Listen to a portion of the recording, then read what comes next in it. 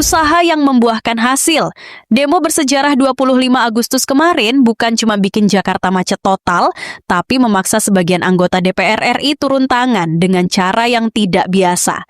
Ada yang langsung serahkan seluruh gajinya, yang mencapai ratusan juta untuk para guru. Bahkan ada juga yang mengundurkan diri gara-gara merasa malu kepada rakyat Indonesia yang marah. Lantas, siapa saja anggota DPR yang nekat melakukan hal mengejutkan tersebut? Temukan jawabannya di video ini. Pada tanggal 25 Agustus 2025, demonstrasi besar-besaran bertajuk Revolusi Rakyat Indonesia mengguncang gedung DPR RI sejak pukul 10.30 WIB dengan massa berpakaian serba hitam. Gak main-main, mereka protes kebijakan kenaikan tunjangan anggota DPR yang mencapai 50 juta per bulan di tengah ekonomi rakyat yang semakin tercekik. Yang bikin ngeri, situasi berubah ricuh, massa sempat masuk ke jalan tol dalam kota sebelum dipukul mundur aparat, sampai lalu lintas dialihkan total. Bahkan massa bertekad bertahan sampai DPR dibubarkan. Kenapa rakyat semarah ini kepada wakilnya di parlemen? Coba kasih jawaban kalian di kolom komentar. Sementara itu, merespon tuntutan massa yang digaungkan di demo tersebut, anggota DPR RI Nafa Urbach mengambil langkah mengejutkan dengan memutuskan menyerahkan seluruh gaji dan tunjangannya untuk masyarakat di daerah pemilihannya, khususnya para guru di Dapil Jawa Tengah 6. Keputusan ini muncul setelah sebelumnya Nafa dihujani kritik karena mendukung tunjangan rumah anggota DPR RI sebesar 50 juta per bulan. Nafa mengaku mendukung tunjangan konyol tersebut lantaran sering terjebak macet saat berangkat dari rumahnya di Bintaro menuju Senayan. Saya mendengar keresahan masyarakat terkait tunjangan anggota DPR. Sebagai bentuk komitmen saya kepada rakyat, saya memilih untuk mengalokasikan gaji dan tunjangan saya kepada masyarakat di dapil saya, terutama para guru honorer. Ungkapnya dalam unggahan di Instagram story pribadinya pada Selasa, 26 Agustus 2025. Ia menegaskan bahwa seluruh gaji dan tunjangan yang diterimanya hingga tahun 2029 akan diserahkan kembali untuk kepentingan masyarakat. Meski begitu, Nafa juga membuka ruang bagi masyarakat untuk memberi masukan mengenai kelompok penerima bantuan selain guru. Ia memastikan semua proses dilakukan secara transparan. Tahap awal program ini akan difokuskan pada pendataan guru di dapilnya yang mencakup Magelang, Wonosobo, Temanggung, dan Purworejo agar penyaluran tepat sasaran. Nafa berjanji, semua proses akan dilaporkan secara berkala agar masyarakat bisa ikut mengawasi. Di lain sisi, berdasarkan informasi yang beredar di media sosial setelah Nafa Urbach, ternyata ada 5 hingga 7 anggota DPR lainnya yang diam-diam juga berencana menyerahkan sebagian besar gaji mereka untuk rakyat, terutama para guru. Spekulasi yang menghangat menyebutkan mereka terpengaruh oleh tekanan moral setelah melihat demo kemarin yang mempertontonkan perbedaan gaji mencolok. Ada yang bilang, beberapa anggota DPR muda dari partai berbeda mulai koordinasi bikin gerakan gaji untuk guru sebagai bentuk solidaritas.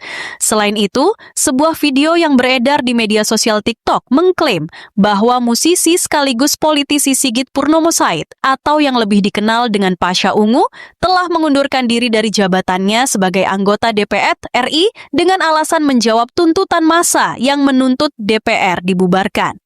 Dalam potongan video yang dibagikan, terlihat foto lama Pasha di ruang sidang paripurna disertai narasi yang cukup emosional.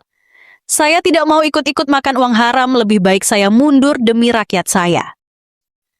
Pernyataan ini sontak menuai banyak respons. Warganet menyebut langkah Pasha sebagai sikap heroik dan bentuk perlawanan dari dalam parlemen. Namun, baik pihak DPR RI maupun Pasha sendiri belum memberikan klarifikasi resmi terkait isu pengunduran diri tersebut. Sementara itu, politikus senior Yusril Ihza Mahendra menilai aksi demonstrasi masyarakat yang menuntut pembubaran DPR merupakan hal yang wajar dalam negara demokrasi. Pernyataan tersebut disampaikan Yusril usai memberikan kuliah umum di hadapan mahasiswa Universitas Indonesia UI di Depok. Kalau orang sedang emosi, kita tidak melarang. Silakan saja, ujarnya. Menurutnya, dalam sistem demokrasi, masyarakat memiliki ruang untuk mengkritik, bahkan mengusulkan pembubaran lembaga negara, selama tidak melanggar hukum dan tetap menjaga ketertiban umum. Namanya negara demokrasi, orang boleh saja menyuarakan pendapat sesuai kehendak dan keinginan mereka sepanjang tidak mengganggu ketertiban dan tidak melawan hukum, kata Yusril. Sementara itu, sehari setelah demonstrasi memprotes tunjangan rumah anggota DPR sebesar 50 juta rupiah per bulan, Wakil Ketua DPR Sufmi Dasko Ahmad menyatakan tunjangan itu hanya berlaku sampai Oktober 2025. Sufmi Dasko Ahmad mengatakan, uang 50 juta rupiah per bulan itu hanya diterima anggota DPR sejak Oktober 2024 sampai Oktober 2025. Jadi, setelah bulan Oktober 2025, anggota DPR itu tidak akan mendapatkan tunjangan kontrak rumah lagi, kata Dasko kepada wartawan di Jakarta Selasa, 26 Agustus 2025. Di lain sisi, para pengamat menilai tunjangan DPR sebesar itu tidak layak di tengah sulitnya ekonomi masyarakat dan tidak sepadan dengan kinerja DPR yang tak memuaskan. Warga mendapatkan kesulitan dalam hal-hal mendasar, seperti kebutuhan pokok sehari-hari dan ada pajak yang dinaikkan. Keputusan soal perumahan ini bukan keputusan yang patut, ujar peneliti Indonesia Corruption Watch, ICWS Tema, Egy Primayoga.